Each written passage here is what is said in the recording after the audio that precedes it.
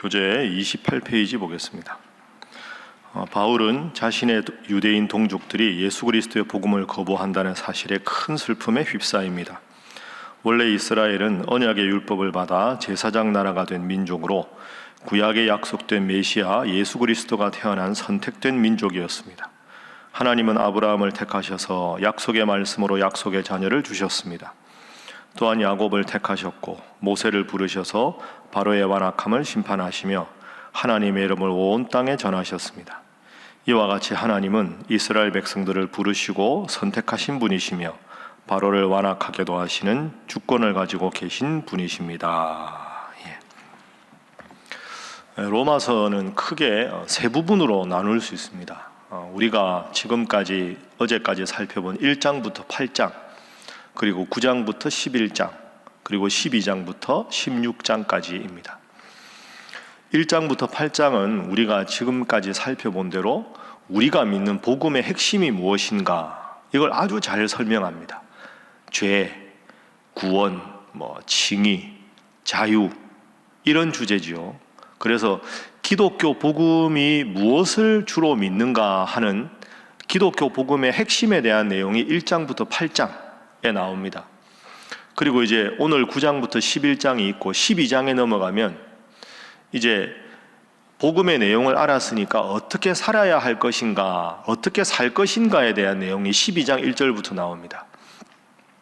그러므로 형제들아, 내가 하나님의 모든 자비하심으로 너희 몸을 권하노니 너희를 하나님이 기뻐하시는 거룩한 산 제사로 살아가면서 드리라. 이게 이제 12장부터 나옵니다. 그래서 복음의 핵심은 1장부터 8장, 그 복음의 핵심을 붙잡고 어떻게 살아야 될 것인가가 12장부터 16장. 그럼 오늘 이 9장부터 11장은 뭐냐 하면 지금까지 몇 번 나왔던 유대인과 이방인의 관계, 유대인들은 이미 율법을 알고 있었던 상태에서 예수님을 믿었고 믿지 않는 사람들도 있었지만 이방인들은 구약을 모르는 상태에서 예수님을 믿었는데 이걸 좀 더 정확하게 정리한 것이 9장부터 11장까지의 내용이다. 이렇게 정리하시고 말씀을 보겠습니다. 자, 오늘 1절, 2절이 함께 있습니다. 자, 1절, 2절 그리고 3절까지 우리 3절 함께 읽어봅니다. 시작. 내가 그리스도 안에서 참말을 하고 거짓말을 아니하노라.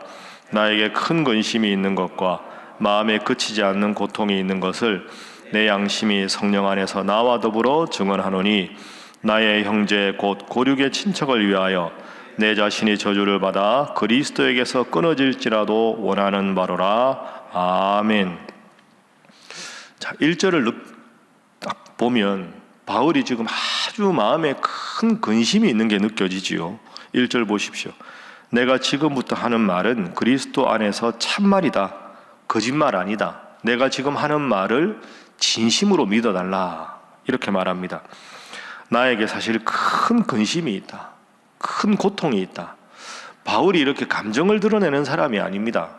바울은 담백하게 복음을 전하는 사람인데 유독 오늘 1절, 2절에 보면 여러분, 내가 지금부터 하는 말은 진짜 거짓말이 아니고 진실한 말입니다. 나 지금 마음에 엄청나게 큰 고통이 있고 근심이 있습니다. 이걸 여러분들이 꼭 알아주셔야 되겠습니다. 그러니까 이걸 보면 도대체 무슨 말을 하려고 하나 하는 느낌이 듭니다. 자, 그리고 9장 1절 뒷부분에 보면 내게 큰 근심과 고통이 있는 것을 성령이 증거하신다. 도대체 무슨 말을 하려고 바울이 이렇게까지 대단하게 이야기하느냐. 3절이지요. 나의 형제 곧 고륙의 친척을 위하여. 나의 형제 곧 고륙의 친척은 누굽니까? 유대인들을 말하는 겁니다. 유대인들.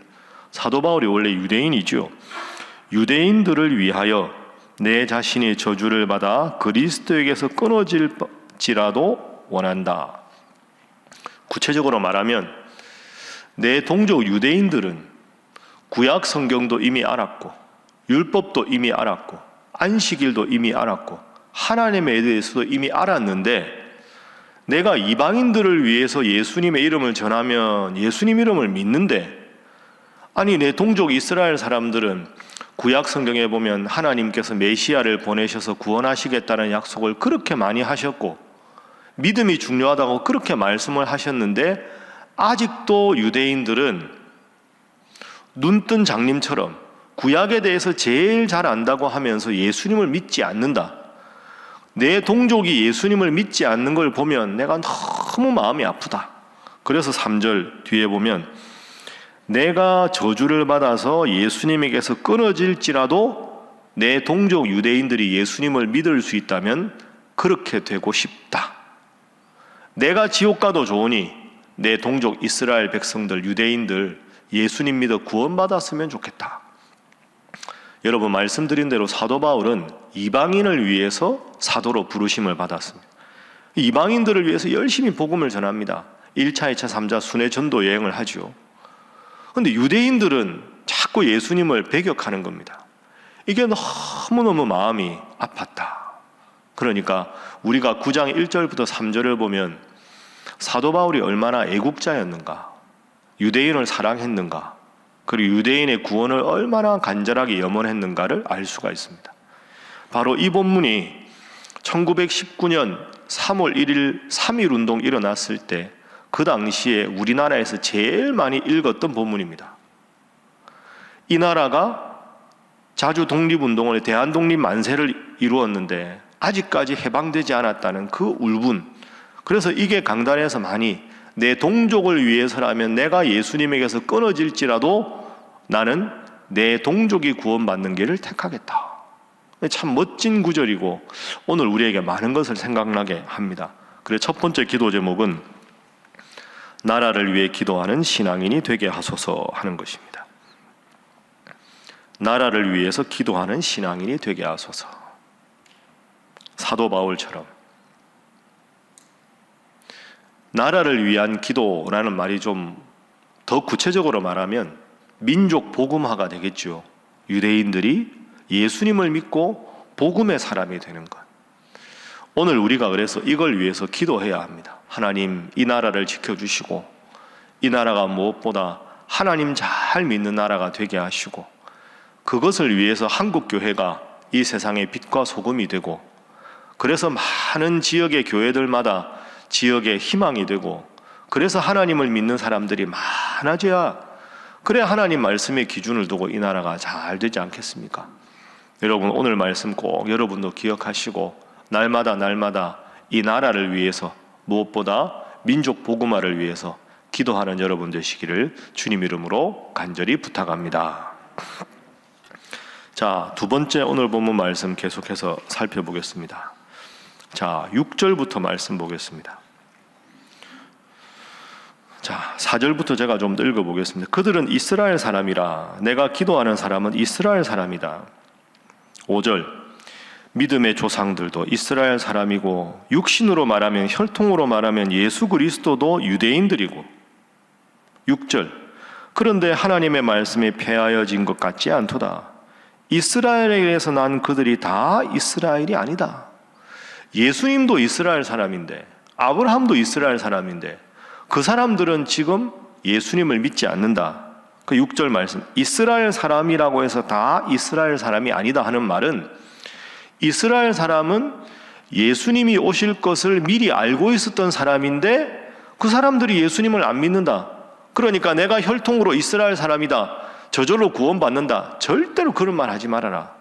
예수님 안 믿으면 혈통이 이스라엘 사람이라는 거 아무런 소용이 없다. 6절이죠. 7절 아브라함이 우리 조상인데 아브라함의 씨가 다 그의 자녀가 아니다. 이스마엘도 있지 않습니까? 오직 아브라함이 약속된 아들 이삭으로부터 난 자라야 너의 씨다. 이런 식으로. 자, 8절 말씀 함께 읽습니다. 시작. 곧 육신의 자녀가 하나님의 자녀가 아니요 오직 약속의 자녀가 씨로 여기심을 받느니라. 아멘. 그러니까 8절 말씀은 육체적으로 내가 유대인이다. 그러므로 나는 구원에 가깝다. 그런 말 하지 말아라. 혈통으로 유대인이다, 이스라엘 사람이다. 그거 중요하지 않다. 과거에 우리 조상이 예수님이었다. 과거에 우리 조상이 아브라함이었다. 다윗이었다. 하나도 중요하지 않다. 나는 과거의 율법을 알았다. 하나도 중요하지 않다. 신앙은 지금 현재 내가 예수님을 구원자로 믿고 있느냐 아니냐 그 하나의 기준이지 우리 조상이 누구였다, 우리 몇 대 선조가 누구였다, 율법을 지켜왔다, 할례를 받았다. 이미 지나버린 과거는 아무것도 아니다. 혈통의 유대인이 아니고 믿음으로 거듭난 자라야 영적인 유대인이다. 그래서 두 번째 기도 제목입니다. 신앙은 늘 현재형임을 기억하게 하소서 하는 것입니다. 신앙은 늘 과거형이 아니라 현재형이다 하는 거죠. 과거의 조상들이 중요한 게 아니고 과거에 우리 조상들이 출애굽을 했었다, 나는 율법을 어떻게 알고 있다, 그거 중요하지 않습니다. 현재 내가 예수님을 믿는가 믿지 않는가, 그것만이 유일한 기준이라는 겁니다. 한번 따라해 보실까요? 신앙생활은 늘 현재 진행형이다. 여러분 꼭 기억하십시오. 신앙은 늘 현재형입니다. 과거에 전도 얼마나 많이 했다, 내가 왕년에는 정말 예수님 잘 믿었다, 그거 중요하지 않습니다. 오늘 지금 현재 내가 예수님을 얼마나 잘 믿고 있느냐가 중요한 거죠. 신앙생활 열심히 안 하는 분들일수록 과거 이야기하는 경향이 있습니다. 옛날은 하나도 안 중요합니다. 지금이 중요하지. 지금 내가 어떻게 주님을 믿고 있는가. 이방인이냐 유대인이냐가 아니라 이방인 중에서 지금 예수님을 믿는가? 유대인들이면 뭐합니까? 지금 예수님을 내 구원자로 믿는가? 목에 칼이 들어와도 예수 나의 구원자라고 믿고 있는가? 이게 중요한 거지. 얼마나 많은 지식을 가졌는가? 하나도 그런 게 중요하지 않습니다. 여러분 크리스마스가 이제 약 일주일 앞으로 다가왔지 않습니까? 제가 이번 주에 설교하겠지만 동방박사들 생각해 보십시오. 동방박사들은 동방에서 왔습니다. 그 사람들은 하나님 믿는 사람들이 아닙니다. 그 당시 동방은 페르시아거든요. 페르시아의 별을 연구하던 사람들입니다. 그 사람들이 유대인의 왕이 태어날 별을 보고 유대 땅으로 왔지요. 그리고는 헤롯 왕한테 가서 유대인의 왕으로 오시리가 어디 계시냐 묻습니다. 헤롯 왕이 깜짝 놀라서 물어봅니다. 그러니까 종교 지도자들이 유대 땅 베들레헴에서 유대인의 왕이 태어날 것입니다 라고 대답을 합니다. 그런데 여기서 참 어처구니 없는 일이 벌어집니다. 먼 페르시아에서 온 이방 사람들은 베들레헴으로 갑니다. 그런데 베들레헴에서 구원자가 난다는 걸 머릿속으로 다 알고 있던 종교 지도자들은 아무도 안 갑니다. 그 당시에 구약의 제일 해박한 사람이 누굽니까? 서기관, 바리새인, 제사장 이런 사람들 한 명도 예수님한테 안 갑니다. 여러분 이거 생각하면 기가 막힐 노릇 아닙니까? 머릿속으로 예수님에 대해서 제일 잘 아는 사람은 정답을 알고 있어요. 베들레헴에서 메시아가 난다고. 입으로 말을 하고는 아무도 안 가지요. 그런데 별이나 연구하는 다른 나라 사람들, 다른 종교인들은 예수님 만나러 가는 겁니다. 여러분 깊이 생각해야 합니다. 머릿속으로 예수님에 대해서 아는 게 중요한 게 아니지요. 내가 지금 예수님을 구원자로 믿고 있느냐가 중요한 겁니다. 내가 지금 정말 예수님을 사랑하는가? 과거에 사랑했던 거 말고 지금 내가 정말 예수님을 사랑하는가?